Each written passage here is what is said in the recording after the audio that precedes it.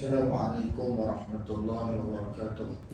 Alhamdulillah, kita panjatkan kesyukuran kepada Allah Subhanahu wa taala pada malam yang penuh dengan keberkatan yang Allah berikan kepada kita kesempatan untuk sama-sama kita berada di dalam satu majlis yang mudah-mudahan majlis ini dikira sebagai taman-taman syurga Allah Subhanahu wa taala. Kita menyambung kitab Fiqhus Shalah dan kita sudah selesai membahaskan berkenaan dengan qada sembahyang, hukum qada sembahyang, dan malam ni kita nak tengok petua supaya menunaikan sembahyang. Petua supaya menunaikan sembahyang. Qala musannif rahimahullahu taala Fidaran amin. Petua supaya sentiasa mahu menunaikan sembahyang. Sebagai ikhtiar agar kita sentiasa mahu menunaikan sembahyang, maka petua-petua berikut hendaklah selalu diingati dalam hati sanubari. InsyaAllah dengan pertolongan, taufik dan hidayah Allah Subhanahu wa taala, kita akan tergolong daripada kalangan orang yang cinta mengerjakan sembahyang. Jadi tu guru kita ni dia sengaja letakkan petua. Tak padahal tak letak petua pun tak pernah. Tapi dia sengaja letakkan petua ni supaya kita ni tergolong dalam kalangan orang yang cinta nak mengerjakan ibadat sembahyang. Bukan kita buat sembahyang ni semata-mata hanya sembahyang saja. Tak, kita rasa cinta kepada ibadat, cinta kepada ibadat sembahyang. Baik. Di antara petua-petua itu ialah yang pertama, semaikan kesedaran diri bahawa sembahyang adalah kewajipan yang mesti ditunaikan oleh setiap orang mukallaf. Kena semai dalam diri bahawa kena semai dalam diri kita satu sifat kesedaran. Kena ada satu sifat kesedaran bahawa sembahyang ni adalah satu benda yang difardukan, benda yang diwajibkan untuk kita lakukan bagi setiap mukallaf. Pada mukallaf kita. Nah, kita ni sebagai seorang mukallaf yang cukup baligh berakal. Nah, maka kita ni mesti ada kesedaran untuk melaksanakan kewajipan itu. Ia adalah rukun Islam yang paling penting selepas mengucap dua kalimah syahadah. Orang yang meninggalkan sembahyang adalah peruntuk dan perosak agamanya sendiri. Siapa yang tak sembahyang, dia meruntuhkan agama dia. Dia kena ada kesedaran tu. Kalau aku tak sembahyang ni, aku merosakkan agama aku. Jadi di antara salah satu perkara yang kita kena jaga ialah agama. Jadi bila nak jaga agama, kena buat apa yang Allah Ta'ala suruh. Orang yang tak buat apa yang Allah Ta'ala suruh, berarti dia cuba untuk merosakkan agama dia. Dan dia cuba untuk merendahkan agama dia. Dia cuba untuk merendahkan agama dia. Pasal apa? Pasal dia langgar Tuhan dia. Langgar siapa? Langgar Allah. Tak, dia langgar Allah. Baik, yang kedua, tanamkan rasa cinta kasih kepada ibadat sembahyang dengan merasakan betapa kudusnya ibadat ni. Kena tanam rasa kasih, kena tanam rasa sayang kita kepada ibadat sembahyang. Nah, kita rasa betapa sucinya ibadat ni, bersihnya ibadat ni. Hatta kalau kita nak sembahyang pun kena bersih, kena ada wudu. Tak ada wudu, tak boleh sembahyang. Wudu tu ialah suatu penanda aras nak menunjukkan kata kita ni bersih. Kalau tak ada wudu, duduk dalam hadas. Hadas kecil. Siapa yang ada wudu, dia tak ada hadas. Maksudnya penanda. Jadi selama kita duduk dalam ibadat sembahyang tu, betapa kudusnya, betapa bersihnya. Bukan biasa-biasa. Nah, bukannya biasa-biasa. Dan betapa pula besar faedah dan manfaatnya kepada jasmani, rohani, kesihatan, kebersihan zahir dan batin. Dan lagi betapa berkesannya sembahyang itu kiranya difahami benar-benar dalam pendidikan akhlak Muslim.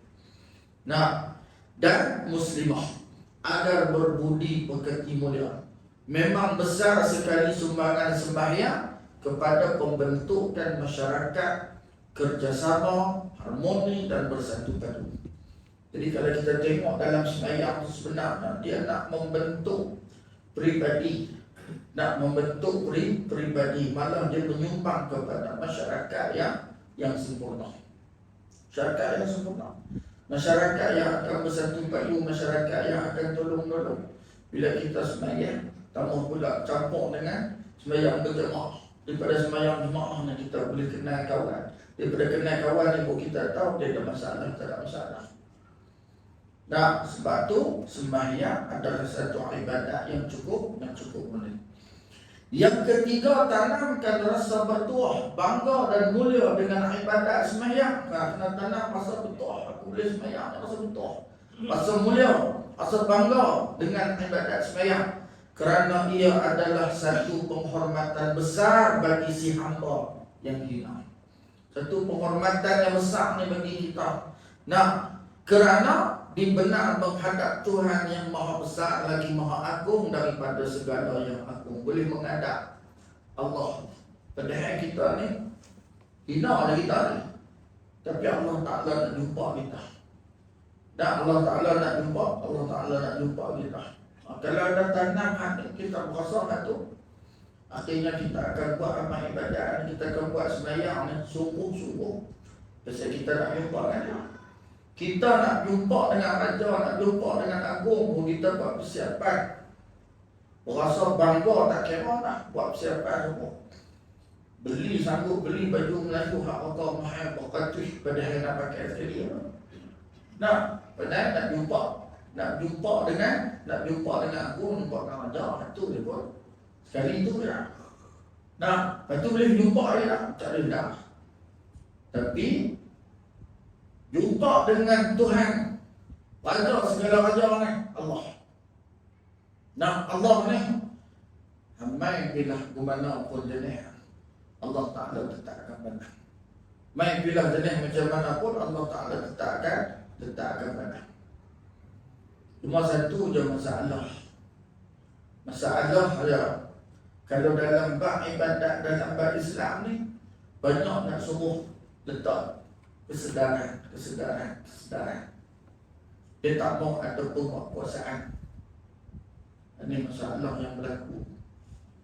Dalam bab agama ni tak ada penguasaan. Hak yang betul gitu, tak ada.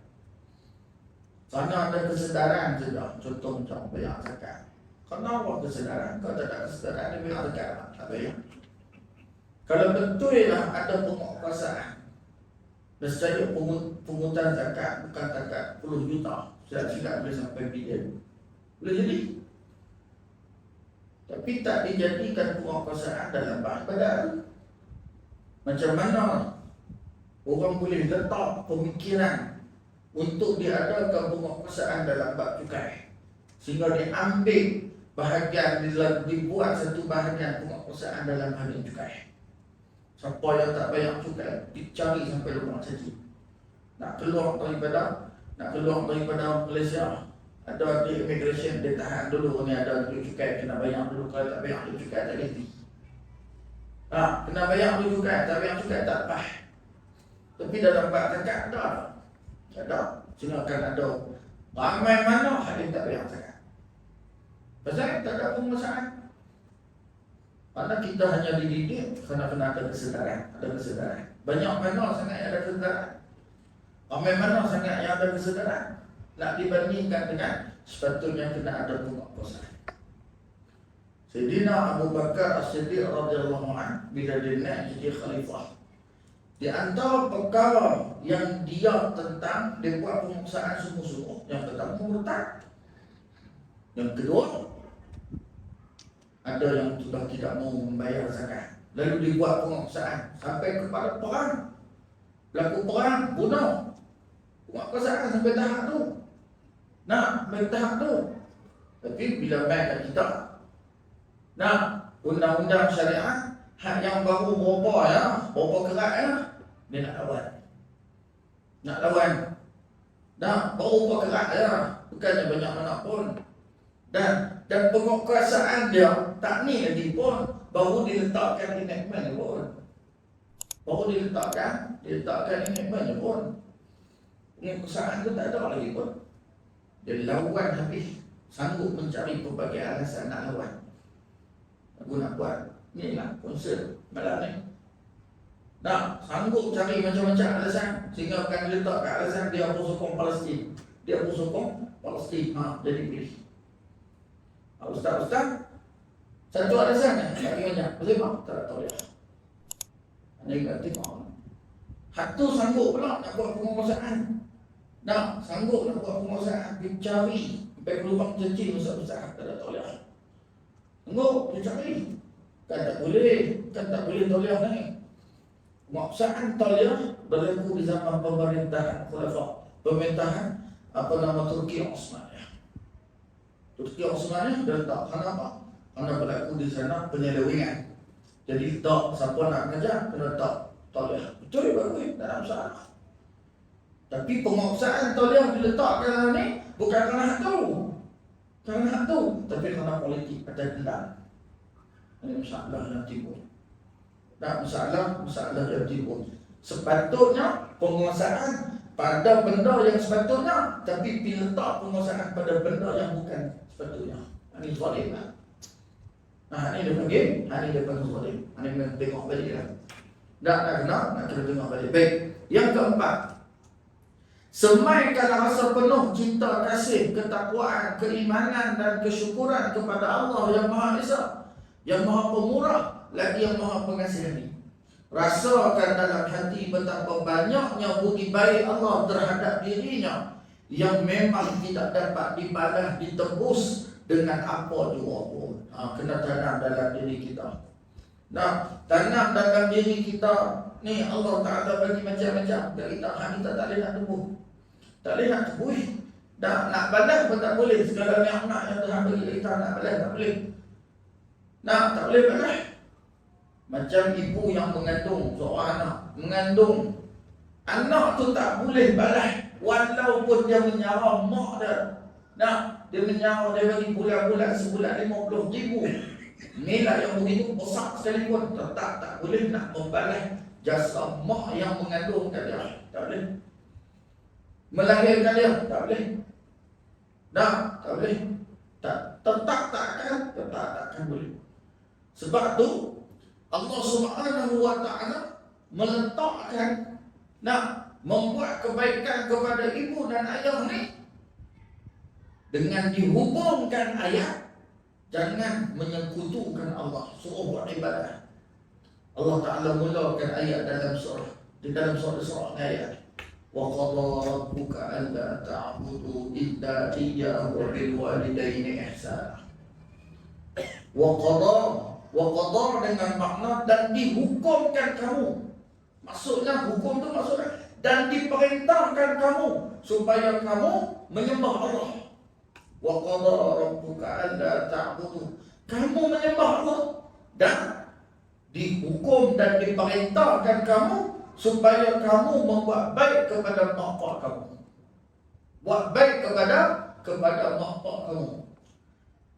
Dalam tafsir, ulama tafsir kata qadha, perkataan qadha di hadapan permulaan ayat itu dimulakan dengan perkataan qadha. Maksud qadha itu hukum. Tapi qadha di situ ialah hukum la turad. Maksud dia adalah hukum la turad, perintah yang tak boleh dibangkang. Tak boleh dibangkang, tak boleh didatangkan mana hujah mana pun tak boleh. Contohnya macam Allah Ta'ala suruh sembah dia, mana boleh bangkang? Boleh bangkang tak? Tak boleh bangkang. Kau nak main hujah apa-apa lah dengan sebab keadaan lagu ni, maka situasi keadaan sekarang ni amat gentil, maka sekarang ni kita sembah Tuhan lain. Kenapa? Tak boleh.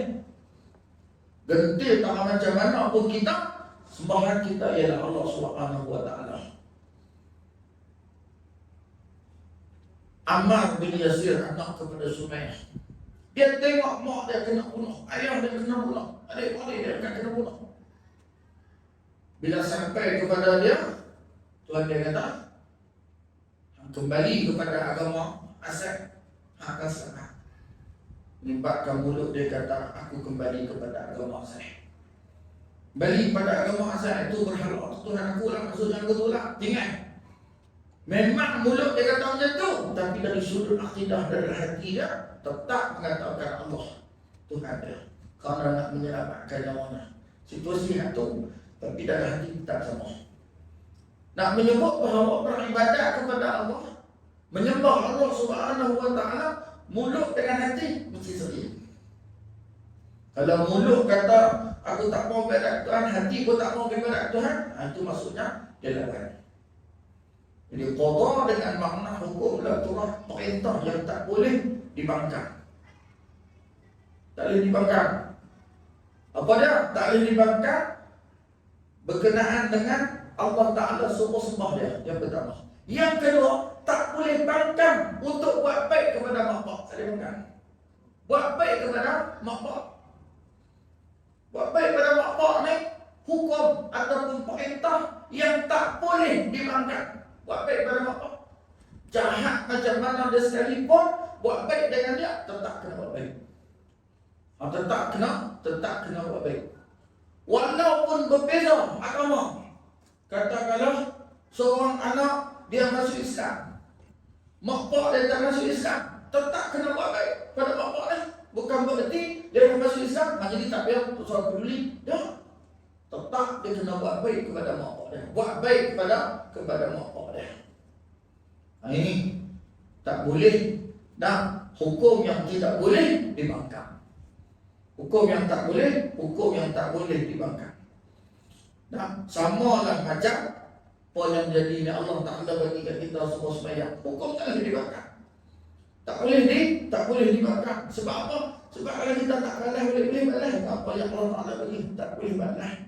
Tak boleh balas. Yang kelima, ingatlah, orang yang tidak bersembahyang terletak di antara kufur atau berdosa besar. Adakah kita rela berkeadaan sebegian? Hukum kita kata orang yang tak sembahyang ni dia duduk antara dua, sama ada jadi kufur atau berdosa besar.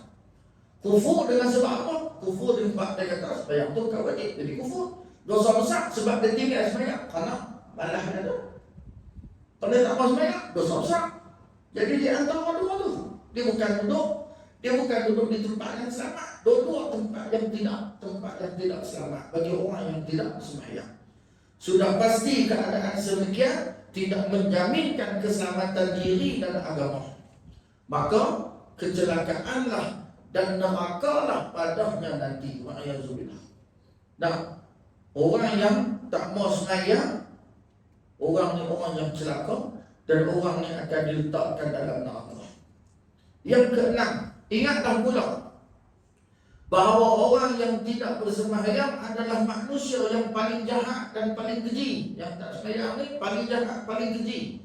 Dia adalah merupakan seorang yang tidak sedar diri, seorang yang tidak mengenal budi, lagi tidak bersyukur kepada Allah Azza wa Jalla. Pemurniaan segala nikmat. Tanyalah diri, mampukah agaknya menerima kemurkaan Allah yang Maha Agung, sedangkan kemurkaan sesama manusia pun kita tak mampu dah. Kemurkaan sama manusia, raja murka kita pun kita tak mampu dah. Kawan kita marah kita pun kita tak mampu dah. Ni kan pula nak menempuh kemurkaan Allah. Yang ketujuh, ingatlah lagi, orang yang enggan bersembahyang adalah seorang penderhaka kepada Tuhannya dan penciptanya. Akibatnya nanti dia akan diseksa dengan azab neraka. Dan sebaliknya, orang yang bersembahyang adalah seorang yang taat kepada Allah dan dia akan diberikan ganjaran syurga. Yang ke-8, perbanyakkan berdoa dan bermohon kepada Allah pada setiap waktu untuk mendapat taufik dan inayahnya. Dapat taufik, dapat pertolongan Allah supaya kita boleh buat amal ibadat. Dan kena sentiasa doa pada Allah Subhanahu wa Ta'ala. Jangan putus doa.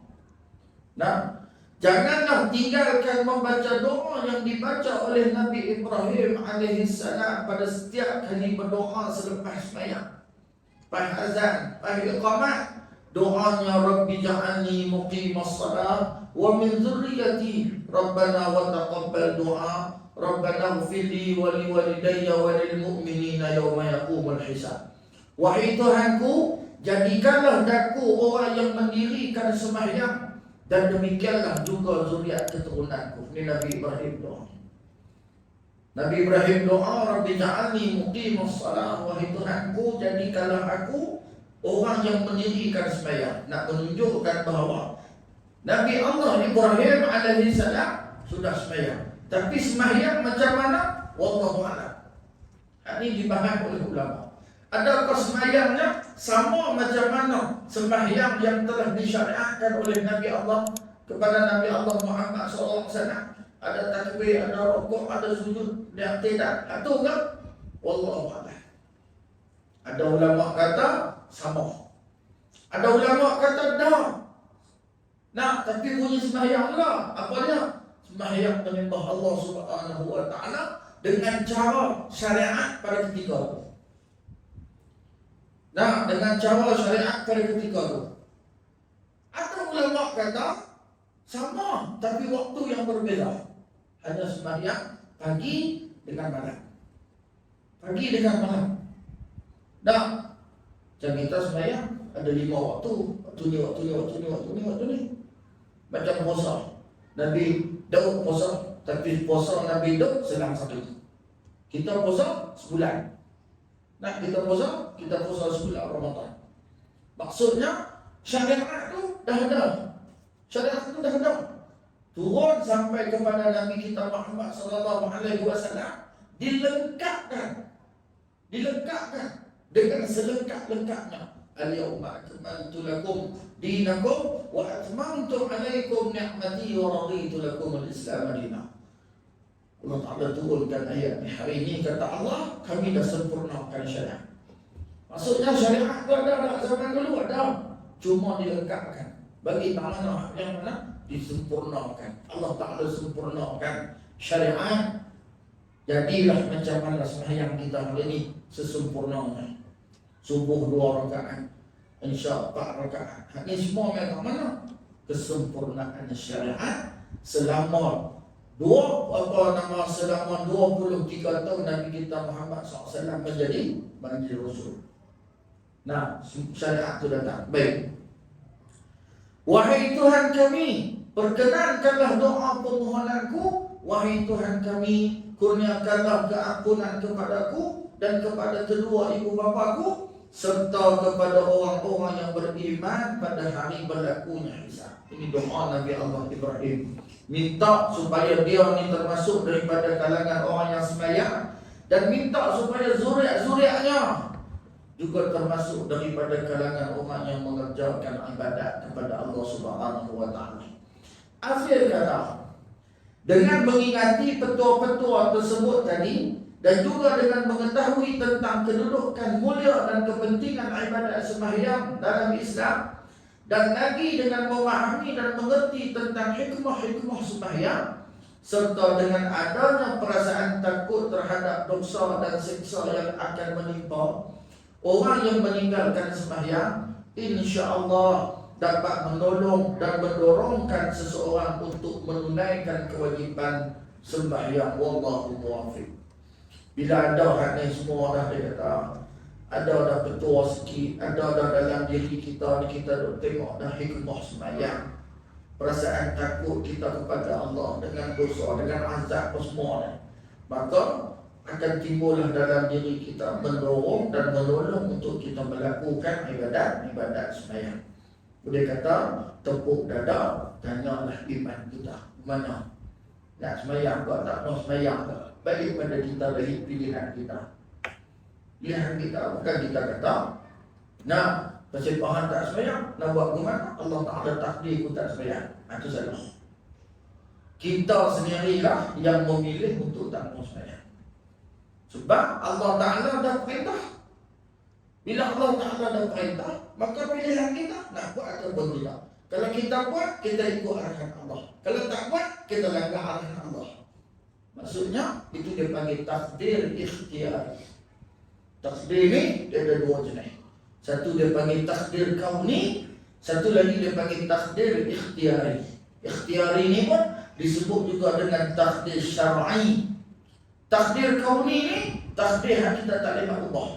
Jodoh ajal maut, jodoh pertemuan ajal maut, kita tak ubah. sampai masa mati. Ini takdir. Nah, kalau hari ni kita nak kata orang hebat, kita Pak Mat mati, nampak memang Tuhan dah tentu dah dia mati. Itu betul. Karena itu tak boleh nak ubah. Tapi ada takdir yang namanya ikhtiari, pilihan kita. Kita yang memilih untuk buat benda tu. Kenapa? Karena ada syariat. Itu dipanggil dinamakan juga takdir ikhtiari itu dengan nama takdir syar'i. Itu dipanggil syar'i. Ada hukum halal, haram, sah, batal, dosa, pahala. Nah, wajib, apa nama wajib, haram, sunat, makruh, harum. Hak ini dia panggil syar'i. Syar'i. Nah, akhlak ada tak? Akhlak ni ada. Sebelum kita hidup ada akhlak. Sebelum kita hidup ada lagi akhlak dalam mana? Ayat benar mana tak? Sebelum kita hidup ayat benar ada. Tapi pada kita lah nak pilih, nak beli bendera tak beli akhlak. Kita akan pilih. Tak boleh kata aku beli akhlak ni pasal Tuhan dah takdir aku beli akhlak. Ini tak boleh. Ni jadi pahaman Jabariyah. Pahaman Jabariyah, Mu'tazilah ni pahaman ni. Pahaman meletakkan Allah lah yang buat kita jadi macam ni. Itu salah pahaman. Wajib Allah Ta'ala. Contoh ada seorang masuk dalam surau kita ni balai tabung. Lepas balai tabung kita tangkap dah. Lepas tangkap dah, kita kata dia hang tangkap, hang balai tabung tu apa? Dia kata tak apa. Allah Ta'ala tentukan saya balai tabung. Nah, padahal ada jawab lemak pasal apa hang kerja? Maksudnya dia boleh memilih untuk bekerja, tapi hang sengaja pilih untuk balai tabung, dicuri tabung. Sebenarnya salah Tuhan tak salah. Tapi main Qadariyah, main Jabariyah dengan Mu'tazilah, dia kata Allah Ta'ala yang buat semua wajib Allah. Ini salah. Faham ini salah. Macam wajib Allah Ta'ala letak dari masuk surga, wajib Allah Ta'ala letak dari masuk neraka. Beda. Kalau betul. Al-Imam Asy'ari pernah berdialog dengan Tok Guru dia Ali Al-Jubai. Dialog dengan Ali Al-Jubai. Ali Al-Jubai ni Mu'tazilah. Imam Asy'ari ni asal dia Mu'tazilah. Tapi bila dia tengok pahaman ni ataupun ideologi ni, nampak macam tak berapa nak kena. Lalu dia selidik, dia kata memang tak kena, menyebabkan dia keluar daripada Mu'tazilah. Dia mengaji dengan Ali Al-Jubai. Kan bukan salah orang Ali Al-Jubai ni. Sebelum dia keluar daripada pahaman Mu'tazilah ni, dia tanya 3 soalan kepada Ali Al-Jubai. Dia kata tu guru saya nak tanya 3 soalan. Soalan pertama, seorang mati, dia dah balik dan dia dah buat kebajikan.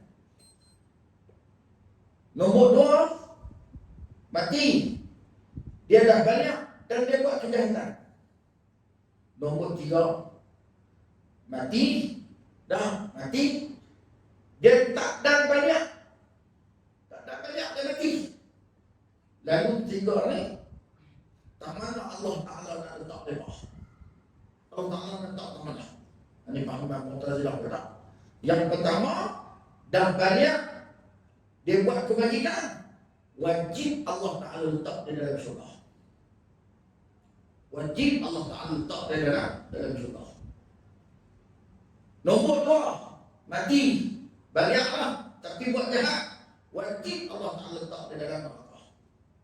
Nombor 3, tak ada balik mati dah, wajib Allah Ta'ala letak dia dalam syurga. Dari Imam Asy'ari kata, kalau lagu tu dia antara yang ahli syurga ni hak balik dah buat baik, dengan tak ada balik lagi ni mati ni, dua-dua masuk syurga, hak mana akan dapat darjah paling tinggi? Darjah paling tinggi. Dia kata darjah paling tinggi ialah hak yang mati balik, dia dah balik, lepas tu mati dan dia buat kebajikan, hak ni paling tinggi. Hak tak ada balik ni duduk syurga bawah sikit. Syurga bawah sikit. Lalu Imam Asy'ari kata, kalau lagu tu dah budak ni hak mati sebelum balik ni, dia akan kata ke Tuhan, wahai Tuhan, pasal kau tak hidupkan saya, biar saya ni boleh boleh hidup sampai banyak dan boleh buat kebajikan. Sebab saya pun nak nikmat syurga yang lebih tinggi ni. Nak. Lalu kata Ali Al-Jubai, Allah Ta'ala akan jawab balik ke dia, sebab aku tahu hang ni kalau besar, hang lawan aku, hang buat maksiat ke aku, jadi aku bagi hang kecil-kecil. Lalu kata Imam Syaf'i, kalau lagu tu hang masuk neraka dengan kata, wahai Tuhan, kalau dah tahu kata saya ni besar kuat dah, pasal kau tak dengan kecil-kecil. Tak ada jawab. Ali Juma'i tak ada jawab. Nah, pasal syurga dan neraka ini pilihan Tuhan dalam hidup. Tiba-tiba kita berpilih tak, Allah Ta'ala wajib dah. Allah Ta'ala tidak bersifat dengannya. Sebab tu Imam Syaf'i dia letak sifat haru bagi Tuhan. Kita mengaji juga, ada sifat wajib, ada sifat mustahil, ada sifat haru. Harunya mana? Haru bagi Tuhan. Dia nak buat tak mau buat tak apa, ikut ke dia. Kalaulah kita kata Allah Ta'ala wajib buat, nescaya seolah-olah Allah Ta'ala tu masuk. Macam kita. Nah, cikgu kata anak murid dia, semua kena buat kerja sekolah. Maksudnya wajib. Kalau tak buat, maksudnya wajib. Betul tak?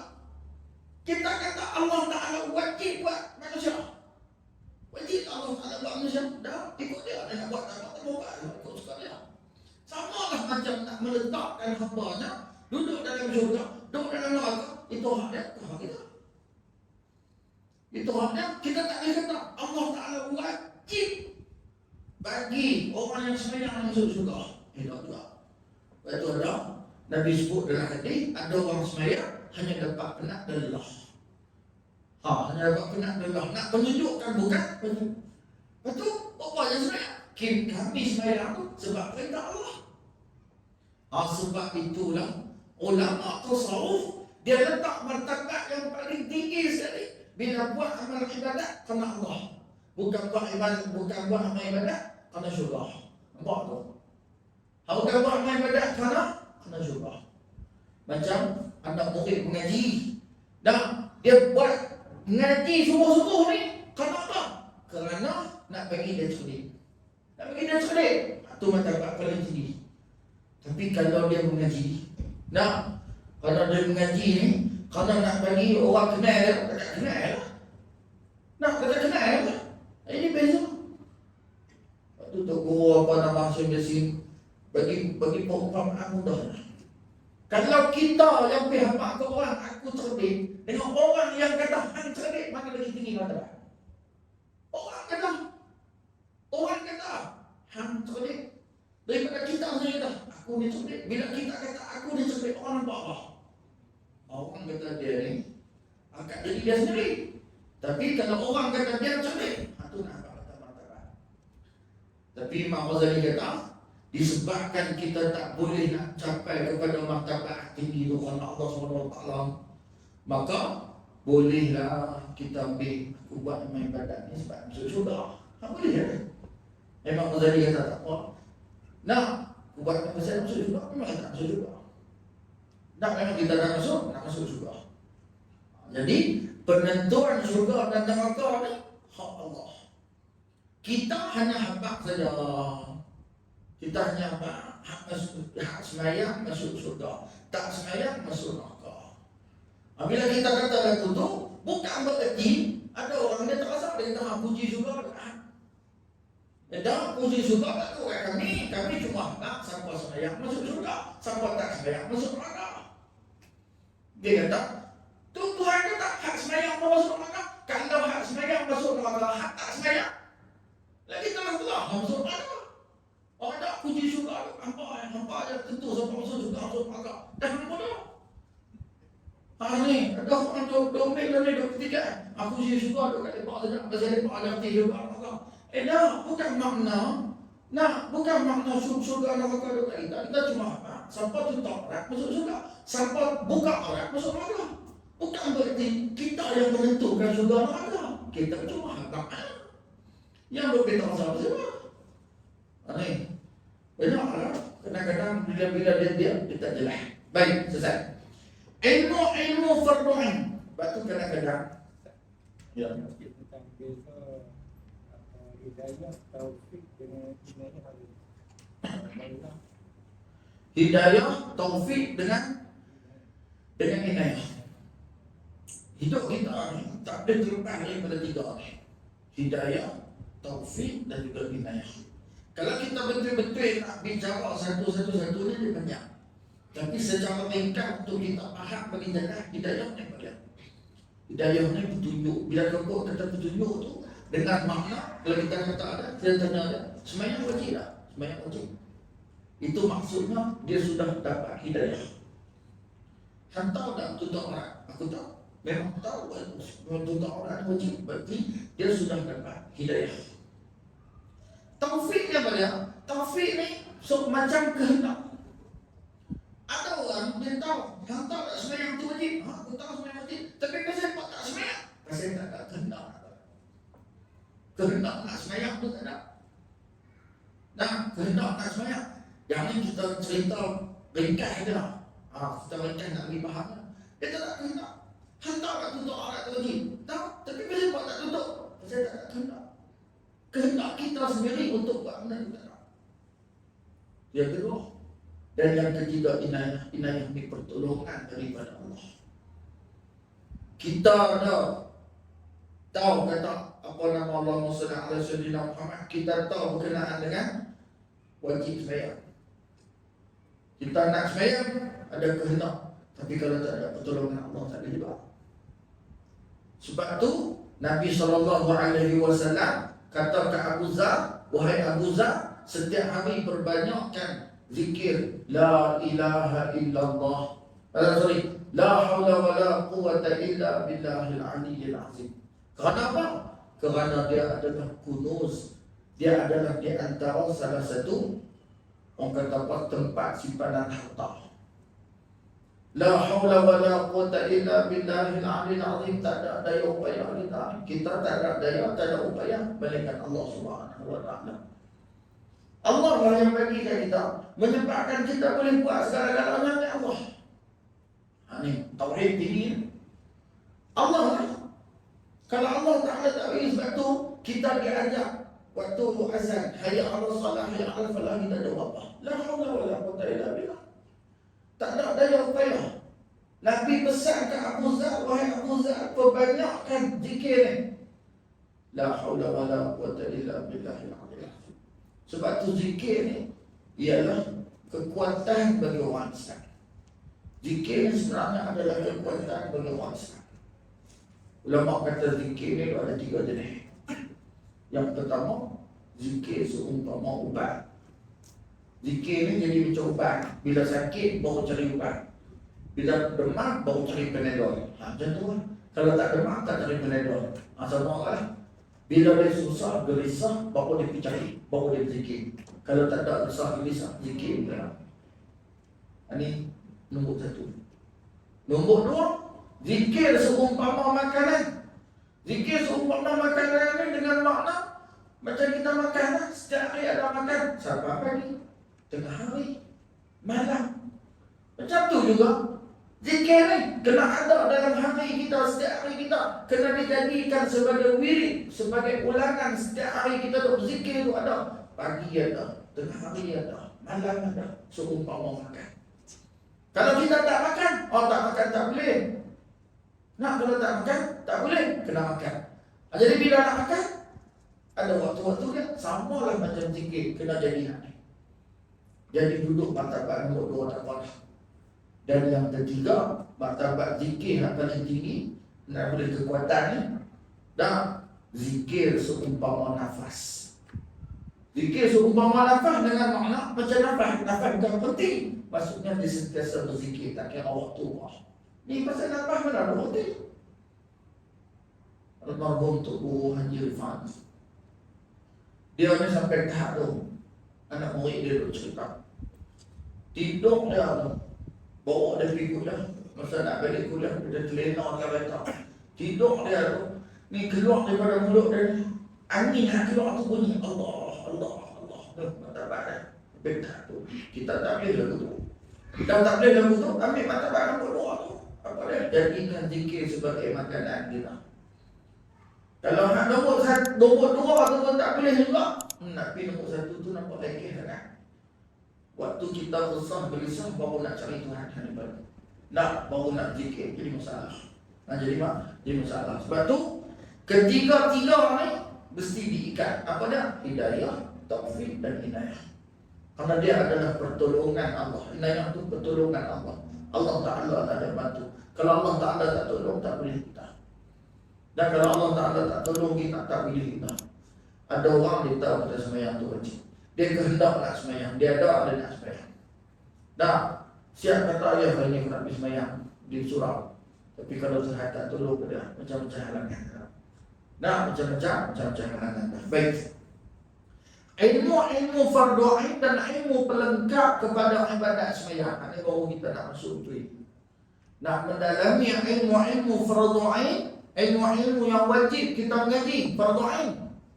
Fardu ain ini wajib kita mengaji. Ilmu ada dua jenis, satu fardu ain, satu fardu kifayah.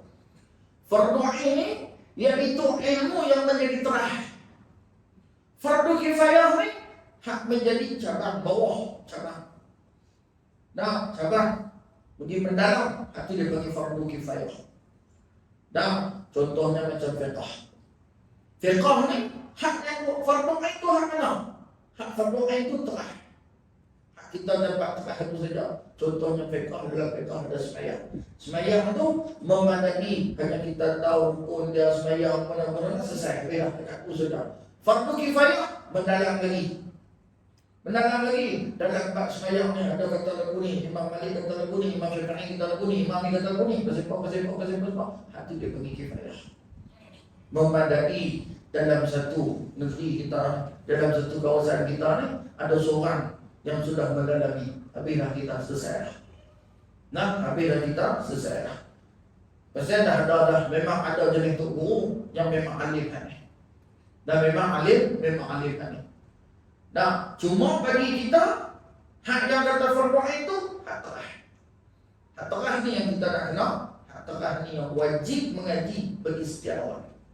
Bagi setiap orang Islam.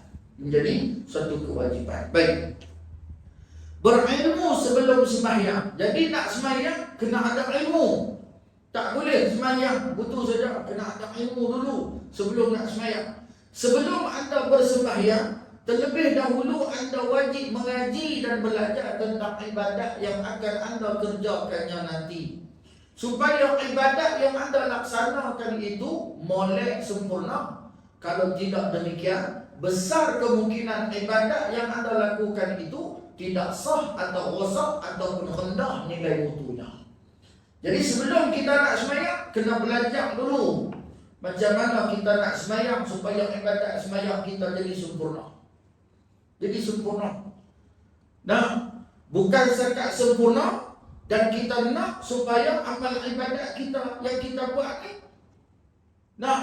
dia tak rosak, jadi tak sah. Kita nak jaga hak tu supaya tak jadi sedemikian rupa. Kita nak bagi sempurna.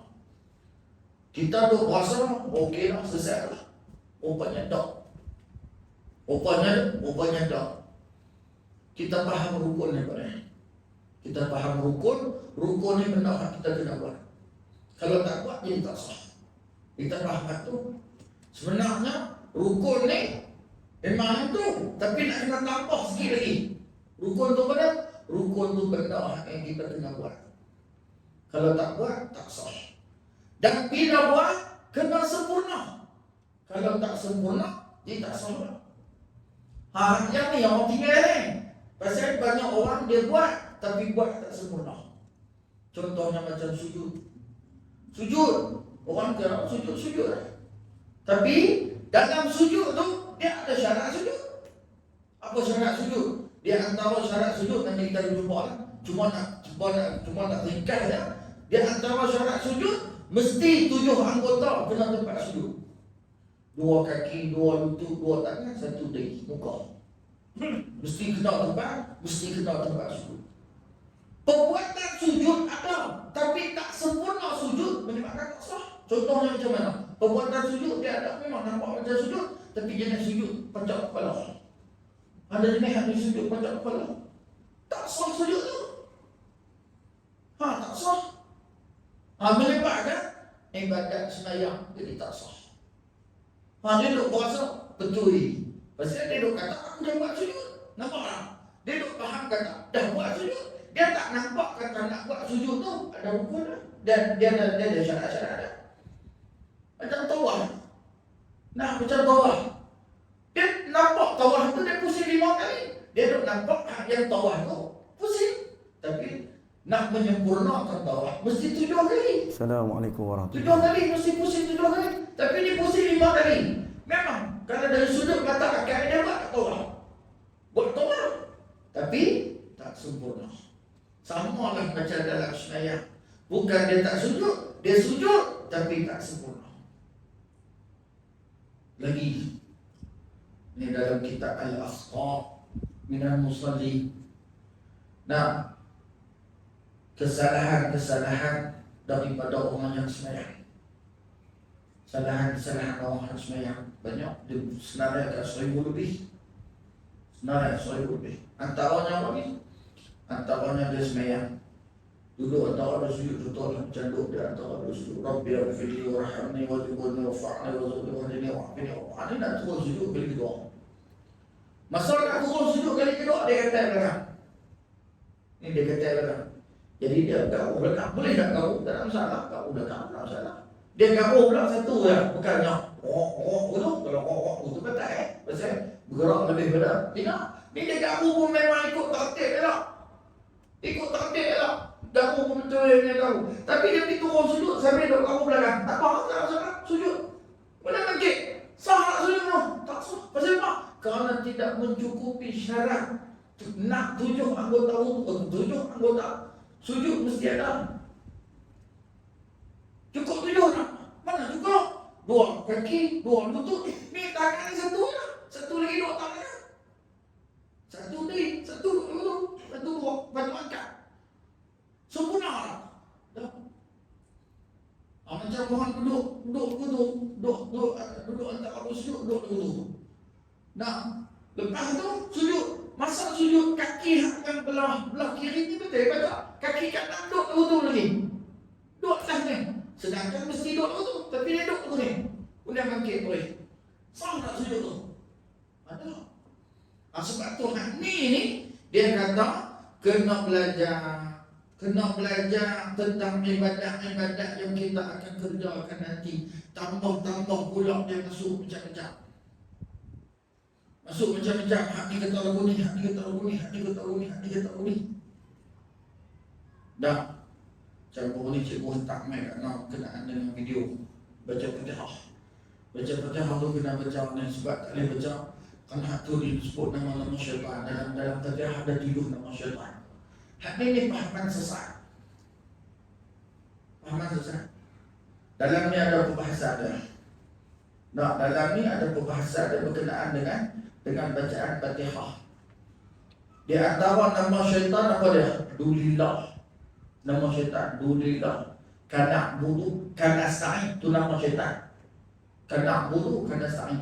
Jadi dia kata yang sebetulnya kalau nak baca Fatihah ni kena baca dia macam ni. Bismillahirrahmanirrahim. Alhamdulillahi. Dia suruh berhenti tu. Tak boleh sambung lagi tak? Kalau baca Alhamdulillah, itu kita sebut nama syaitan. Gila. Dia kata kita sebut nama syaitan. Tak mana nama syaitan lah. Dia kata Alhamdulillah. Yang lebih sebut tak tu saya betul. Kita sebut Alhamdulillah. Tak mana kita bunyi. Melainkan kalau kita buat Alhamdulillah. Apa betul? Kita sebut nama syaitan. Tapi kalau ni tak, kita tak ada sebut. Kalau kita berhenti berhenti situ, pada sambung Dulillah. Kata oh tak betul. Ni tokoh yang kata.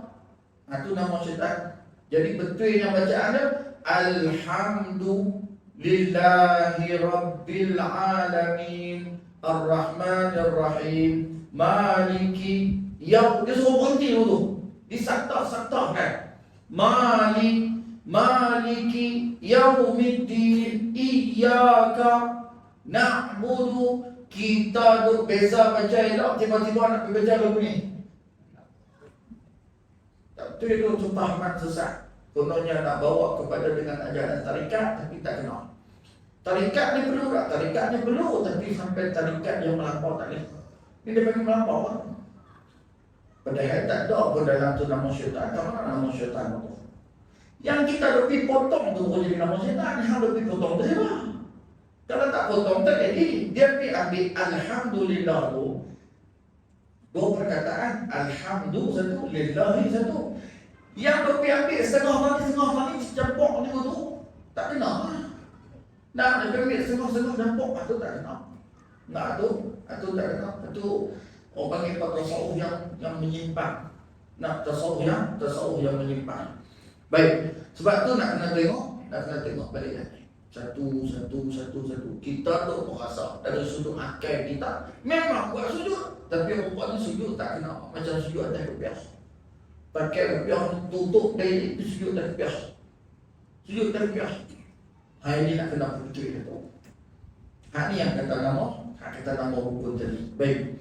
Justru pentingnya ilmu sebelum beribadat itulah makna Nabi SAW. Maka Nabi SAW bersabda, al-ilmu imamul amal wal amalu tabi'u. Ilmu itu merupakan imam kepada amal, sedangkan amal itu pula menjadi pengikutnya.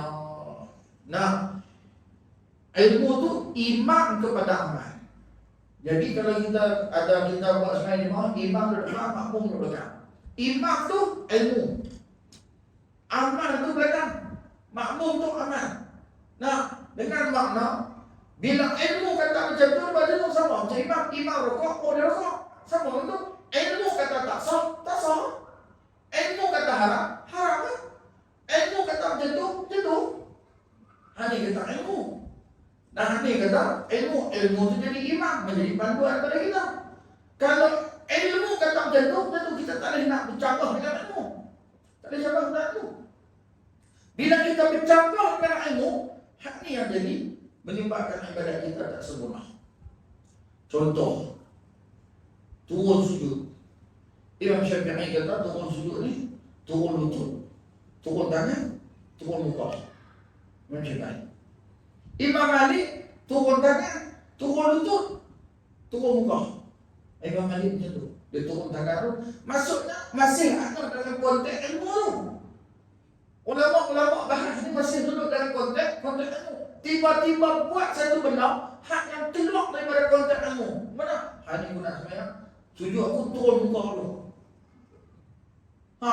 Keluar daripada konteks ilmu. Hak ni yang jadi tak boleh. Hak ni jadi tak boleh. Bila keluar daripada konteks ilmu, selagi mana dia masih duduk di dalam konteks ilmu tu, dia tidak ada masalah. Tidak ada masalah. Jadi sebab tu dinilai, batuk ilmu ni dia akan dinilai. Tengok macam mana aku sini, macam mana kawan ni kata macam ni, maka kita melihat kepada mazhab al-Imam Asy-Syafi'i rahimahullah taala. Itu baik. Sabdanya lagi, inna nauman ala ilmin khairun min salati ala al-jahl. Nampak? Bahawasanya tidur dalam keadaan berilmu adalah terlebih baik daripada sembahyang dalam keadaan jahil. Ni Nabi kata, orang yang tidur dalam keadaan ilmu lebih baik daripada sembahyang orang yang jahil. Pasal orang sembahyang dia jahil, sembahyang dia tak apa. Rugi, sembahyang sia-sia, lebih baik tidur. Tak lebih baik tidur. Sebab tu Nabi kata tidur orang yang berilmu lebih baik. Kita bisa dengar cerita seorang tu tengah tidur dalam masjid, tiba-tiba masuk seorang sembahyang. Setan tak kacau orang sembahyang, setan kacau orang tidur. Kita dengar cerita. Setan kacau orang tidur. Pasal apa setan tak kacau orang sembahyang? Dia bertanya pada setan, wahai setan, pasal apa yang ambil kacau orang tidur? Dia kata aku kacau orang tidur ni supaya dia terus tidur. Sebab kalau dia jaga, saat lagi dia akan tengok orang sembahyang. Pasal orang sembahyang ni bodoh. Pasal orang sembahyang ni bodoh. Nah, jadi aku kacau dia, biar dia tidur. Nah, dia sembahyang, biar pergi dah. Pasal sembahyang dia dalam keadaan jahil. Sembahyang dalam keadaan jahil jadi mana? Lintang bukan sembahyang dia. Nah, lintang bukan sembahyang dia. Nah, maka dia kacau orang yang tidur supaya biar dia terus ingat tidur. Supaya dia tak bangkit tegur. Kalau dia bangkit tegur, hapuan kepada dia pula. Nak hapuan kepada dia. Selain itu semua, dengan ilmu membuatkan seseorang itu merasa benar-benar takut kepada Allah. Bila kita ada ilmu, kita akan rasa takut. Allah Ta'ala sebut, innama yakhshallaha min ibadihi ulama. Sungguhnya yang takut kepada Allah daripada segala hambanya ialah ilmuwan, para alim ulama. Ulama ni orang yang ada ilmu, kepakaran ilmu. Pasal apa Allah Ta'ala kata yang takut pada Allah ni ialah ulama. Karena ulama ni bila dia ada ilmu, dia kenal Tuhan. Dia takut nak buat apa yang tidak sepatutnya. Dia nak tinggal sembahyang, dia tak tinggal sembahyang. Dia sibuk tahu macam mana sekalipun dia tahu kata sembahyang dia nak kena buat betul-betul, maka dia akan sembahyang betul. Nah, dia takkan sembahyang dia sembahyang halal-halal tak. Dia akan buat sembahyang halal-halal. Pasal apa? Pasal dia ada ilmu. Pasal dia ada ilmu. Dia tahu cara macam mana nak bagi sembahyang dia ni. Nah, pada situasi ni macam mana keadaan ni. Itu orang berilmu. Buat tengok orang berilmu dengan orang yang tak berilmu. Itu nak pergi mana-mana. Nak pergi Bandung. Di KLIA. Terbang tu suruh. Nak terbang tu suruh. Pakai ambil yang semayang tu dalam surau saya siap lah. Pintu sebelah tu lah. Ni pintu nak masuk. Ni belah ni surau. Tak. Dia tak apa. Memang waktu tu dia duduk panggil lah. Dia duduk calling lah. Suruh masuk lah. Jadi kalau kita tak semayang tu, dia main apa terbang. Tapi kalau ni masa dah masuk, dia boleh kat semayang. Main suruh 2 rakaat dalam orang. Nak jadi cerita ada hamba Allah tu dia pergi semayang. Pas Fatihah. Nak pas Fatihah. Baqarah ilmu. Itu tak kena ni lah orang kata orang tak ada ilmu. Subuh pun masa dia nak terbang lambat lagi pukul 8. Orang lain kena tengok. Nak orang lain kena tengok. Dia nak kata saya nak semayang, kita kena semayang tuit-tuit. Tak, orang lain semayang tak tuit. Tak. Sebab tu ulama bahas berkenaan dengan seorang sahabat masuk dalam masjid, Nabi duduk tengah khutbah. Lepas tu dia tunduk. Nabi kata dia, qum fasal, bangkit semayang. Nabi kata, bangkit semayang. Nabi kata, di sini ulama semayang apa? Semayang tentu masjid kah? Atau semayang qabliyah jemaah? Ulama nah, maka ulama kata, hak ni yang setelah mana pembahasan kita beri kesimpulan. Kalau nak faham yang kesimpulan yang ulama kata. Ulama kata, yang pertama, kalau kita ambil pandangan sembahyang tahiyatul masjid bersangkut dengan i'tikaf, maka sembahyang sunat tahiyatul masjid. Sembahyang sunat tahiyatul masjid. Tapi kalau kita ambil pandangan sembahyang sunat tahiyatul masjid berbeza dengan i'tikaf, maksudnya tak ada hubung kait, maka sembahyang di situ sembahyang qabliyah. Baik, perjalanan. Ni surah kita ni. Dalam ni kita istihad kata dia adalah tempat i'tikaf. Bila dah kita ambil pandangan tahiyatul masjid ni sekali dengan i'tikaf, nah, maka dalam ni kalau dia masuk, dia nak sembahyang tengah khutbah, dia masuk tengah khutbah, dia sembahyang. Sembahyang itu dia boleh niat sembahyang tahiyatul masjid. Satu lagi manusia, dia main lewat. Dia dah. Luar tu bukan kawasan i'tikaf. Luar tu bukan kawasan i'tikaf. Tengah duduk khutbah, dia sembahyang tak? Ya, sunat sembahyang. Pasal Nabi kata bangkit sembahyang. Dia sembahyang. Sembahyang apa di situ? Sembahyang di situ ialah sembahyang qabliyah, bukan sembahyang sunat tahiyatul masjid. Pasal apa? Kerana situ bukan kawasan i'tikaf. Itu nanti kita turun lagi panjang lagi lepas tu. Cuma nak abang kata orang yang dah ilmu macam mana kedudukan dia tahu tani aku benar, tani aku nak buat apa. Abu kita tidak. Supaya apa? Supaya kita tak jadi sia-sia. Macam mana tak jadi sia-sia? Contohnya, katakanlah di situ tu kena buat qabliyah, tapi dia pindah sembahyang tahiyatul masjid dia. Padahal bukan tempat dia tu. Contohnya bukan tempat dia. Jadi sia-sia.